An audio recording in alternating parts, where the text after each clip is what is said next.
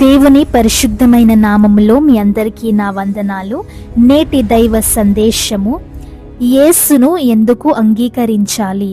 ఎందుకంటే ఆయన తన ఆత్మను మీలో నివసించడానికి ఇస్తారు. యోహాను సువార్త 14వ అధ్యాయము 16వ వచనంలో యేసు ఇలా వాగ్దానం చేశారు, నేను తండ్రిని వేడుకొందును, ఆయన మరియొక్క ఆదరణకర్తను అనగా సత్యస్వరూపియగు ఆత్మను మీకు తోడుగా ఉండవలెనని మీకు అనుగ్రహించును. ప్రియమైన సహోదరులారా, పరిశుద్ధాత్ముడు మీ ఆదరణకర్త, ఆలోచనకర్త మరియు మీ బలము.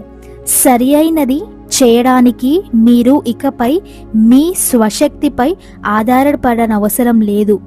ఆయన మీ నిర్ణయాలను నడిపిస్తారు.